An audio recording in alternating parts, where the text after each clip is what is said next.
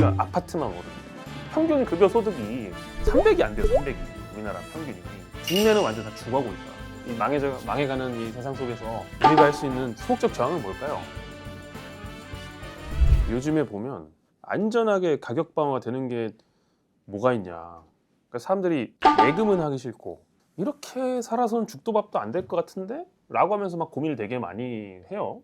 그렇게 해서 결국에는 찾는 게 부동산, 아파트, 한반도에 땅이 없어요. 그 평지라는 게 별게 아닌 것 같지만 버스, 지하철, 뭐 도로 이런 모든 것들이 산지를 끼고 있으면 더 많은 비용이 들어가요. 그러니까 평지 위주로 다 인프라가 발달한단 말이에요. 그러니까 땅이 희소한 거야. 가치가 있는 땅이. 근데 지금 그 편중이 더 심화되고 있잖아요. 점점 더 그 사회적 인프라의 중요성이 높아지는데 우리나라의 사회적 인프라가 서울만큼 잘 갖춰진 데가 있냐? 없어요. 앞으로 점점 서울에 대한 편향은 높아질 건데 서울에 대한 토지는 되게 적으니까 모든 돈들이 서울 부동산에 몰리는 거야. 근데 서울 부동산도 특정 부동산만 오르지. 그러니까 아파트만 오르는 거야. 평균 급여 소득이 300이 안 돼요. 300이 우리나라 평균이 20, 30대 나이가 그 돈을 가지고 투자를 하려고 그래. 뭐가 있어요? 부동산 투자하려면 아파트를 바로 어떻게 사? 두 명이서 5년 10년 모아도 못 사요. 그러면 살 수 있는 게 오피스텔 빌라야. 근데 우리나라 정책이 오피스텔 빌라를 밀어줍니까? 이번에 전세 사기가 한동안 엄청 많이 터지니까 서민 그 주거 안정시킨다고 대출 안 나오게 막았잖아. 문제는 이 지금 새로 전입하려는 사람들이 대출을 못 받아요. 전세 사기를 막기 위해서 빈대 잡으려고 초과 삼간을 태우는 거야. 서민 주거가 사라졌어요. 없어. 물론 공공주택 너무 좋고 공공임대 너무 좋아요. 취지가 좋은데 그 취지랑 떠나가지고 선택지를 줘야 될 거 아니에요. 그러니까 이것도 기성세대 눈으로 바라보면 안 된다는 거예요. 기성세대는 야 니들 등 따숩고 배가 부르는데 뭐가 고민이냐. 요즘같이 살기 편할 때가 어딨냐 이런 얘기를 해요. 그게 아니라 지금 시대는 꿈이 있어야 돼. 꿈. 내일은 내가 더 나아질 수 있다는 확신, 노력의 의미, 노동의 가치 이런 걸 인정받길 바라는 시대예요. 그런데 자고 일어나면 뭐 아파트 올라가 있고 그리고 아까 말씀드렸던 정책들도 서민주거 사다리 이렇게 얘기하는데 나는 서민주거 사다리를 유지하는 것도 되게 중요한데 주거의 변화를 일으킬 수 있는 노동이 변화를 일으킬 수 있는 그런 사다리가 있어야 된다고 보거든요. 그게 다 사라진 거야. 그러니까 서민들의 주거는 무조건 공공으로 빼는 거고 있는 사람들이 있는 사람끼리 강남에 살라는 거야. 이렇게 되니까 신부동산 계층론이 생기는 거 아니겠어요? 애기들도 심지어 유치원 때부터 초등학교 가가지고 너는 어디 살고 너는 어디 살고 너는 지금 임대 사니까 너 임대 거지다. 이게 정상이에요. 이미 그 과거에 우리나라가 부동산 정책이 좀 공급보다는 규제 위주로 갔을 때 이미 한번 부동산이 폭등을 하겠구나라고 인식을 하고 그때 경제 활동을 활발하게 했던 지금 이제 40대 정도 되는 분들 그때 이제 주거의 사다리를 잘 걸쳐가지고 집을 산 분들은 그나마 살아남았단 말이야. 근데 지금 그거를 못한 사람들 2030 절대 못 올라갑니다. 절대. 그래서 이렇게 부동산을 못 사고 자산을 형성하지 못한 사람들이 결국 제가 계속 주장이 이거예요. 한 방을 놓일 수밖에 없다는 거예요. 범죄를 조장하는 나라라니까. 내가 경찰에 있을 때 경찰대학에서 배운 게 셉티드라는 개념이 있어요. Crime Prevention through Environmental Design 해갖고 이 환경을 변경해가지고 범죄를 예방한다는 거예요.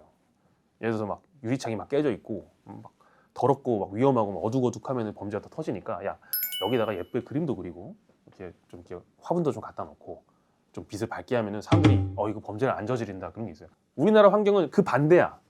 환경을 통해서 범죄를 조장해. 환경이 너무 적대적이야.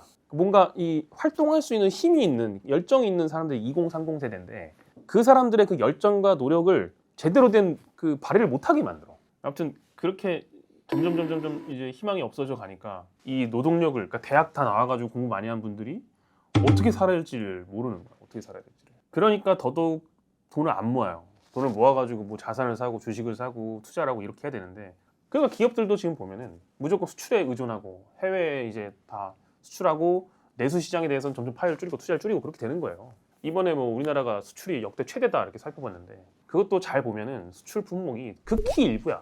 실제로 들여다보면 그 나머지는 다 완전 작살나고 있다고. 전부 다 그럼 해외에서 지금 우리가 벌고 있는 거잖아요, 달러로. 국내는 완전 다 죽어가고 있다. 여러 나라들이 중진국에서 선진국 나아갈 때 이런 갈등 겪는다 그래요.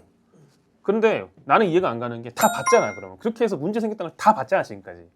그런 갈등 때문에 나라가 혼란이 오고 사회가 혼란이 오고 다 배웠잖아요 옆에서. 그걸 굳이 또 겪어야 돼? 다 아는데? 그럼 우린 겪지 말아야지. 그러니까 이게 좀 사람이 노력을 하려면 보여야 돼. 아 이거 올라갈 수 있겠다. 야, 이렇게 하면 되겠다. 계획이 세우고 상상이 돼야 되는데 부동산 복덕방에 딱 들어가면 아 예 25억 정도 합니다. 예. 지금부터 250년 정도 근무하시면 잘하면 살 수도 있겠네요. 이런 설명을 듣고 오니까 이게 뭐 말이나 되는 얘기지. 그래도 조금이나마 희망상을 얘기하자면 좀 공급을 하면 안 되나?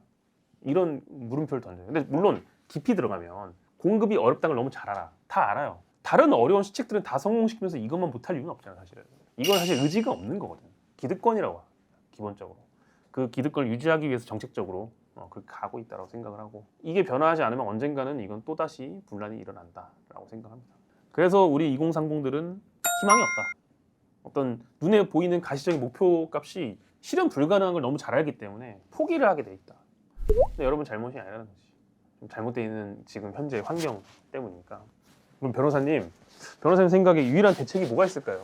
이 망해가는 이 세상 속에서 우리가 할 수 있는 소극적 저항은 뭘까요? 달러와 비트코인이라고 생각합니다. 원화와 관련이 없는 자산. 이게 굉장히 오래된 생각인데 국내 내수 환경이 점점 안 좋아지고 우리나라 기업들도 해외 수출에 의존하는 게 커지다 보면은 결국에는 우리나라는 그 원화와 관련성이 떨어지는 자산에 투자할수록 도움이 돼요. 달러화로 표기될 수 있는 자산. 비트코인도 마찬가지예요. 비트코인도 달러화로 표시된 자산이니까 그런 자산들을 사는 게 괜찮지 않을까. 저는 그래서 이번에 환율 문제 됐는데 막 서학개미 욕하는 게 별로 좋게 보진 않더라고. 오죽하면 그랬겠냐고. 그러니까 젊은 사람들이 아 내가 돈을 벌려면 미국 주식을 사야 되는구나를 누구 총재님 말씀대로 무슨 쿨해서 사는 게 아니고 살려고 사는 거야. 살려고. 이거 아니고선 내가 기회가 없으니까. 지속적인 우상향을 담보할 수 있는 시장이라는 게 미국 정도밖에 없으니까. 근데 그거를 그 사람들이 미국에다 투자했다고 욕을 하면 되나요? 그럼 미국 투자도 안 돼. 국내 아파트 투자도 안 돼.